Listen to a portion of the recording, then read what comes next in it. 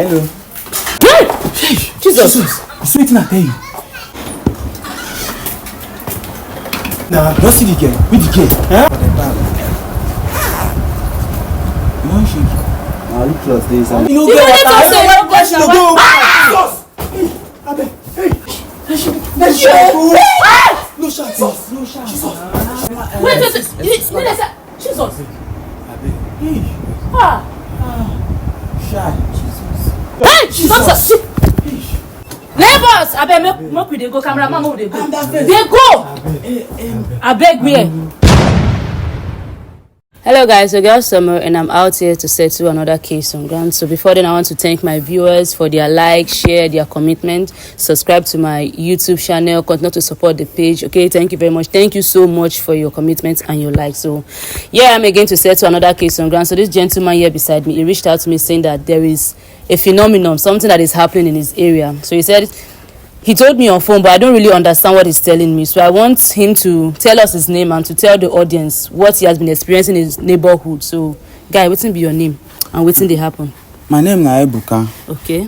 So I even thank God say I even reach come meet una sef because since where I don dey hear say una dey settle all this kind matter, dey issue them some kind problem dem. So na him I just try shout follow up. Okay. Say una just table this matter give una, una just look into this matter no, because this thing na something wey be say don dey happen for past 3 weeks now. Okay. So the thing be say e get one of my guy wey just let me just in a neighbor, but normal na my guy. So they stay see my own house, see him own room. Okay. So but since where I did this house, wey be say I know this my guy, wey be say I never see even one day sef say he don carry girl, as in let me just say woman come enter him house. Okay. But for before I know, sometimes wey be say I go dey inside house, I go dey hear cry for inside the house. Cry for inside the house. So but I never see one day say maybe woman don carry woman come, but sometimes like that I just dey hear cry, woman voice cry like that. So me now just maybe the reason I say whether him carry that girl, maybe don't carry girl, he don't carry girl come, maybe he don't come knack girl, maybe in the girl na him don come dey cry, maybe he no fit knack well. Okay. So now so I just lock off for that day. But when day come break, I call and say guy, I can't dey hear cry for inside your room for the night. Wetin come dey happen now? He come tell me say nothing, say na girl wey he just carry come for the night, say make dem knack, so the girl no fit knack. So na him come dey cry. So I come ask am say what of the girl, na she don go? He come tell me say the girl don go. So me sef I just lock up. Okay. So night again the same thing. Even when the guy sef no even dey house, say maybe he don lock him house come waka comot o, I even dey see person dey waka dey enter the house wey be say wey dey lock, wey be say na dey use better padlock lock the place. Wait, I no understand this part. You say abeg make me understand well. This your guy wey dey talk say he no dey carry woman come house. He no dey carry woman come house. I tell you say one girl say he no dey even stay with woman for house. Okay. No be say him and woman. Then recently you come hear where in carry woman. According to him say carry woman come house, the girl no knack well. Now they make the girl be dey cry. Yes. But after that time, you see they hear this cry and you don't see person enter house. Yes, without as in no be even saying open the door sef. The door dey locked. If you just ask me how you take even enter the door sef, if I no even see am again, I come try to dey as a man call the person whether who dey inside, nobody. Okay, this person na matured person. Just be like small girl. The small girl go just come and go just sit down for the house front for the door. So if I just try say maybe waka go ask am, he just sit down for there dey cry. So if I just say I go ask am. As person na small pikin, na wetin dey do you? Wetin dey do you? Before I know you don run enter, whether na spirit sef, whether na wetin sef. If you ask me how him dey even take. Wait, run enter the house without opening the door, or I know. na him be the thing wey make me this matter you wey dey serious wey make me carry am come here see me I just. Okay, what about this your friend wey na him house the thing dey run enter? We no know whether na this na human being abi na spirit, cause as I dey one day sef okay, the way this thing dey happen na as I try to go meet the small girl as she dey cry na as she run enter I stand for there wait okay, make that my guy come back. He dey say am as him come back I tell am say guy person enter inside this your house o and this your house dey lock I no see when the person take open enter but I know say person be sit down here him enter inside your house. Okay. Open this your door make we shake inside your house so you now open the door. He say say woman no dey and he say come dey follow me argue. He say woman no dey in house say no get nobody him and person get no dey stay for. And true you confirm. And me I confirm am say person enter inside the house. But as you enter the house now. So he don come open the door now say mo look we no see anybody. Look I tell am say you wan even come dey as in take am say maybe I dey na joke I dey on a prank I dey prank and that kind thing. Tell am say me I dey sure say I see person enter inside almost 3 times I don dey see this now before I even come stand for there wait make him come back come put the house. This matter serious. So me I come ask am say this person small girl wey dey come and me I even think say you and maybe you and girl maybe you get girl wey you carry come wey you and dey stay for because every time you think dey come sit down for your house front dey cry. If I wan go ask am wetin happen he don run enter inside their house. You no ask her whether maybe he carry him younger sister or something. I don even ask her he no carry any of him. He say na wetin dey tell me say be say him and girl no dey say he no carry anybody come say him and girl sef no dey even say he no keep any girl for house he just lock him door comot. So me na I come dey imagine that kind thing I come dey ask am say guy wetin be the thing tell me you and okay wait say you don deny say you know say wetin why I come dey talk. Okay wait first I wan ask you question no vex at the court I wan ask you question as e be say you don explain this kind thing wetin be im response aside from the fact say him say no carry woman wetin be im response. So him na him come dey tell me say make I leave that thing dey say the thing no be anything dey say no be anything say na less say because for the night again wey be say before all this one dem sef dey happen say him still I still dey hear that woman cry wey be say for night say I dey still dey hear the cry go cry till him go do like say him don stop just dey cry small like say na small pikin. Wait this one na compound sef na face me and face una only 2 of una dey nobody dey wey na only you. No the 2 of us na just dey the house sef na just 2 room like that we just dey. I go like one wait me I go like one go that place. Even now sef as I dey even dey tell you like this sef before wey make me dey come here sef that girl sef still sit down for that front place dey cry. Make we go together. I go even like me una follow me sef. I wan follow you make we go. Come on go make we go together. Make you no be like say as I dey talk like this say na joke I dey do. No problem me sef I wan carry my make I experience. And like this sef that my guy sef he no even dey. He not there so yeah na make we go. Okay. You don reach the place that house dey. Jesus. She dey see the girl. Wait calm down you dey see am wetin I dey tell you. I dey see the girl for there now. I dey see. You dey see as you dey go like this now you go see am say that girl go run. Oh yeah make we go talk to her. Hello. Hey Jesus you see wetin I tell you. Wait. See I tell you she wan run enter inside the house now. The house dey lock o. See I'm saying the padlock the argument I tell you this thing you think say na play. Jesus. You don see wetin I dey tell you for here. If I tell you say now say if you call that my guy call this shit sef if you open this house enter inside this house no go see anybody. No we need to call that your guy. Shey you say don confirm am say person be sit down for here. We need to call that your guy. My mind dey tell me something. Even dey my own house sef na fear I don dey fear. That your guy you need to call am. Get him number call am because my mind don dey tell me something and I no wan make that thing be real. And na him dey give me say I carry this matter come because me I no see this man because since I dey ask this my guy this is no longer ordinary. This is not ordinary. There must be something dey this in house. I don't want it to be like my mind but my instinct is not always most of the time is right. Abeg call your guy. Okay. Call am. No, my phone no dey with you. Your phone? No problem. I dey here dey wait for you. Okay. So guys, let's just wait for him to go and get his phone so I can call this his neighbor because what I am feeling, I don't want it to be true. I just pray to God that it is not what I am thinking.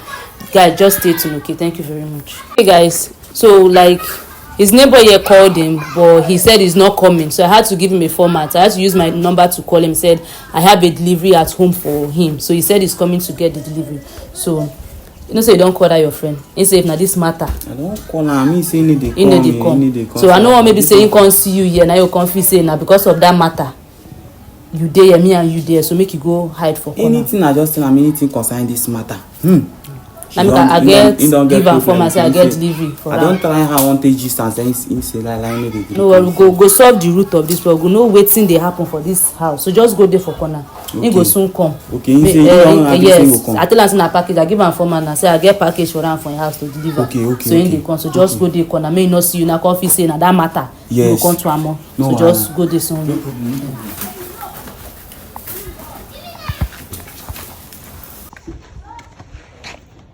You can sit down now.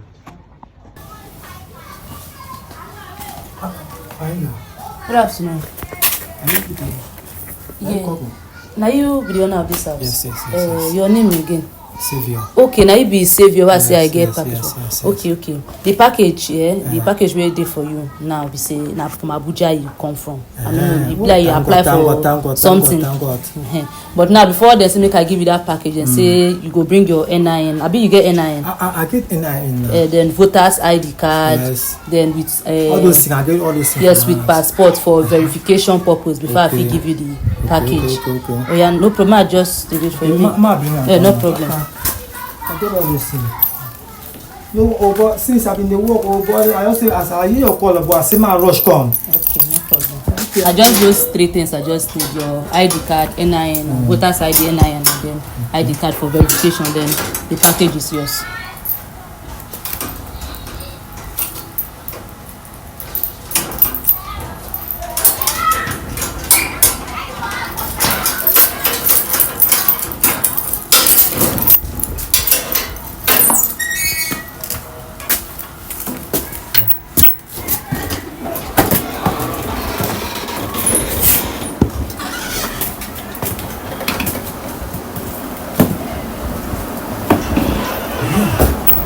Thank God.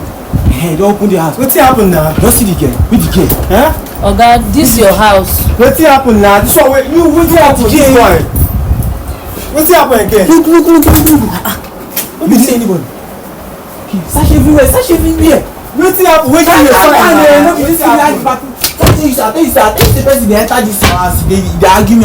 See, just now, I don't call this woman come from in front. You don't see and say this girl enter your house.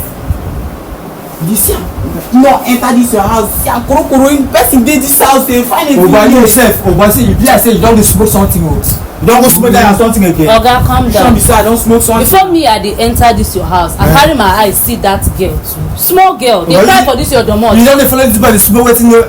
Boy see. Come leave my come from my house. Oga, calm down now. Wetin you dey fear? See, man, tell you, this boy, last time he tell me this thing about this thing. I open this house. How many times we don't check this house before? Oga, I dey tell you say me sef I see the same thing. I dey tell you the truth. I see that girl enter your house wey your door nobody dey dey locked. inside. Okay, check the house now. More na house now. More na check the house. Who dey here now? See anybody for here? Oga, I don't.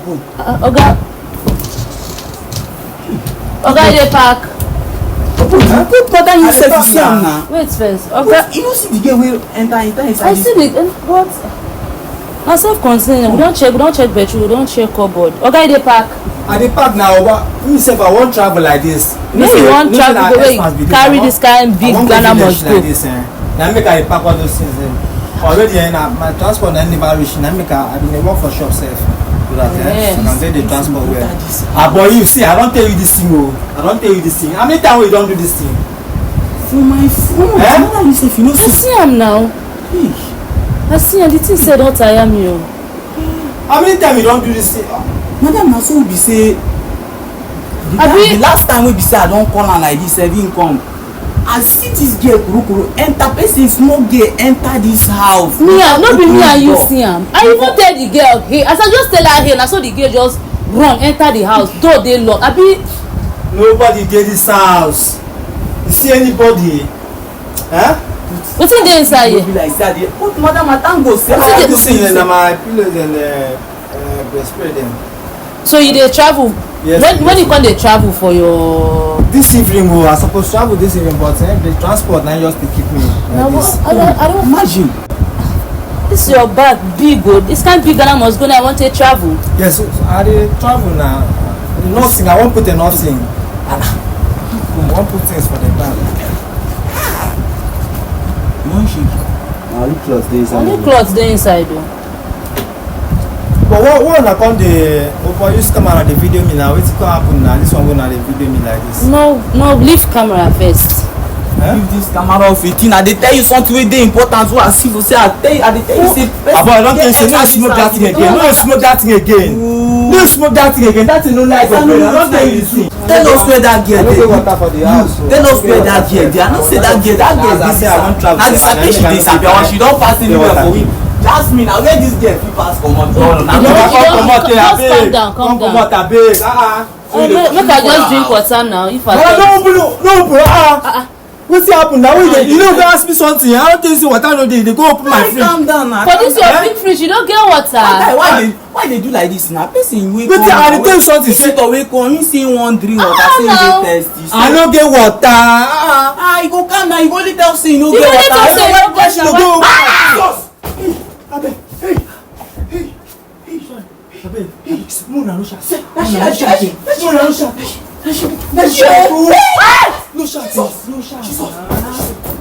Camera. What this boy call this side? No dey shout. You say no dey shout. Neighbors. Oh my God. Close door. Mona no shout. Calm down. No shout. Look at who. What did he get with this? What did he get with this? I talk calm. Small. I talk. You said talk small. Wait. You see that? She don't die. Go bring her out. Go bring her out. Make we not shout.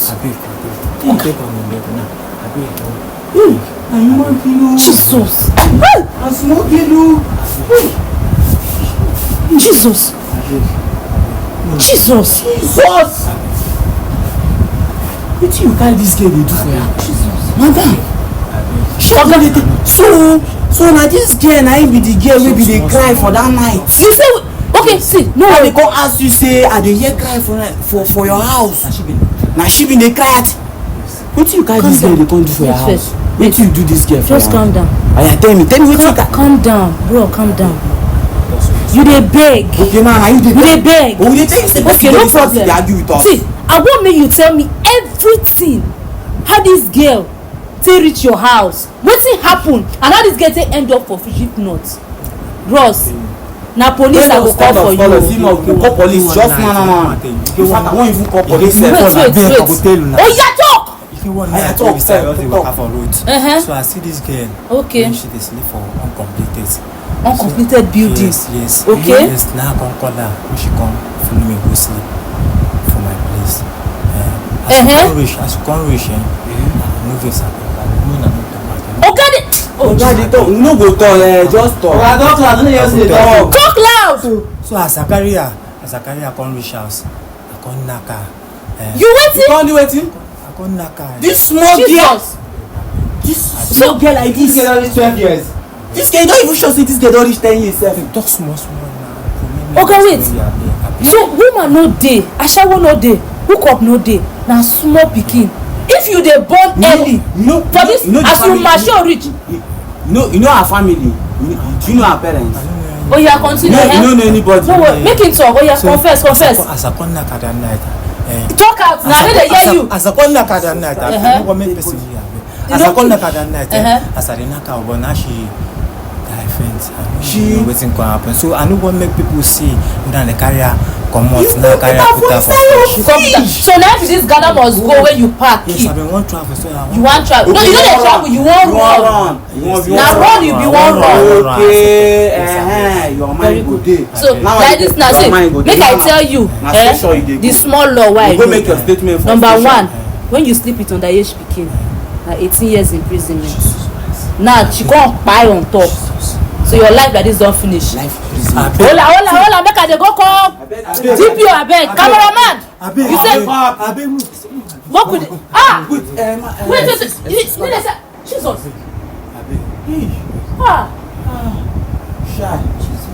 Hey, Jesus.